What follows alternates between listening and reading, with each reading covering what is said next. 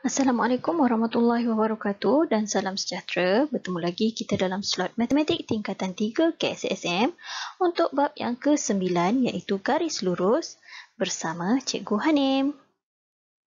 Baiklah pelajar, untuk hari ini kita akan lihat subtopik 9.1 iaitu garis lurus dengan standard pembelajaran 9.1.1 membuat perkaitan antara persamaan Y sama dengan MX tambah C dengan kecerunan dan pintasan Y dan seterusnya membuat generalisasi tentang persamaan garis lurus. Baiklah pelajar, sebelum ini di tingkatan 2 kamu telah mempelajari bagaimana cara untuk melengkapkan jadual fungsi serta melukis graf fungsi linear dan juga graf fungsi bukan linear. Okey, di sini ada 4 bentuk graf fungsi linear dan juga graf bukan fungsi linear. Okey, antara rajah 1, rajah 2, rajah 3 dan rajah 4, boleh tak kamu kenal pasti yang mana satukah graf fungsi linear dan graf bukan fungsi linear? Baiklah, untuk rajah 1 kita namakan dia adalah graf apa ni? Betul, graf garis lurus. Ataupun kita panggil dia sebagai graf linear lah. Okey, kalau kita nampak kat situ kan. Ataupun graf linear. Ataupun fungsi linear. Okey, di mana kita punya persamaan kita iaitu Y sama dengan X tambah C. Dan X kita kuasanya adalah 1. Okey, untuk rajah yang kedua, ianya merupakan fungsi bukan linear. Okey, rajah 2, rajah 3 dan rajah 4 merupakan fungsi bukan linear. Okey, jadi apakah nama graf ini? Graf rajah 2 namanya adalah graf kuadratik. Okey, graf kuadratik di mana persamaan kita Y sama dengan AX kuasa 2 tambah BX tambah C. Dan kalau kita lihat di sini, X yang pertama ini kuasanya adalah kuasa 2. Untuk yang ketiga, rajah 3, nama graf kita adalah graf kubik. Okey, graf kubik, kita punya persamaan adalah Y sama dengan AX kuasa 3 tambah BX tambah C. Okey, kalau kita lihat di sini, X kita sudah mempunyai kuasa 3. Dan rajah yang keempat adalah graf salingan. Okey, ini nama ni kita ulang kaji balik sahaja. Graf salingan di mana persamaan kita Y sama dengan A per X. Okey, ini kalau kita tulis dalam bentuk macam indeks tu, dia akan tulis AX negatif 1. Okey, jadi kuasanya adalah negatif 1. Seterusnya, kamu juga telah mempelajari bagaimana untuk menentukan kecerunan bagi garis lurus. Okey, kita ada 2 titik iaitu X1, Y1 dan juga X2, Y2. Jadi rumus yang pertama untuk menentukan kecerunan ialah Y2 tolak Y1 per X2 tolak X1. Okey, daripada nilai yang ada di sini, kita masukkan terus ke dalam rumus kita. Atau kecerunan boleh digunakan daripada pintasan Y bahagi dengan pintasan X. Baiklah pelajar, kita nak pergi pula kepada persamaan garis lurus. Okey, apakah persamaan garis lurus? Persamaannya ialah Y sama dengan MX tambah C. Okey, kalau kamu lihat, memang kita tak guna huruf-huruf yang lain, kita guna huruf M. Apakah M ini? M ini ialah kecerunan.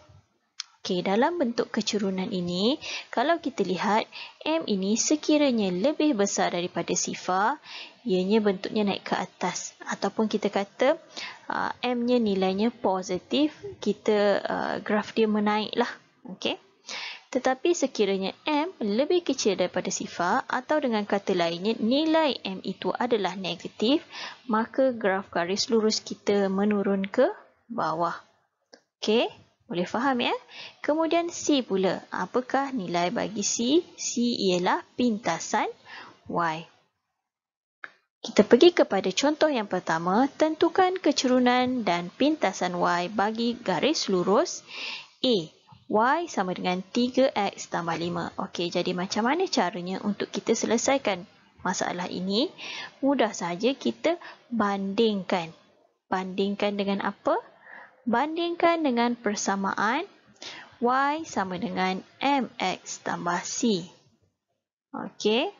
Jadi, kalau cikgu letakkan di sini, bersama dengan persamaan yang di atas tadi, Y sama dengan 3X tambah 5, maka kita dah tahu 3 ini merupakan M. Okey, dan 5 ini merupakan C.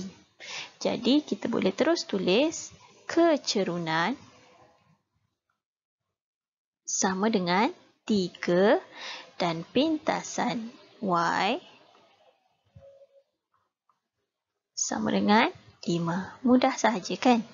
Okey, kita pergi pula pada yang kedua. Masih lagi bentuk yang sama. Y sama dengan 2X tolak 7. Jadi kita buat perbandingan yang sama dengan persamaan Y sama dengan MX tambah C. Okey, jadi kita tulis balik persamaan kita. 2X tolak 7. Okey, kalau kita lihat di sini, M kita adalah 2. Dan C kita, kalau kita lihat C ini positif. Jadi bila di sini kita lihat dia sebagai tolak 7 ataupun negatif 7. Jadi kecerunan kita tak jadi masalah, iaitu kecerunannya 2. Pintasan Y, okey, jangan kita tulis 7 sahaja ya, adalah negatif 7. Okey, kita pergi pula kepada contoh yang seterusnya. C, Y sama dengan negatif X tambah 4. Jadi, kita buat perbandingan yang sama saja. Kalau kamu faham benda ni, tak jadi masalah. Okey, cikgu tulis balik persamaan.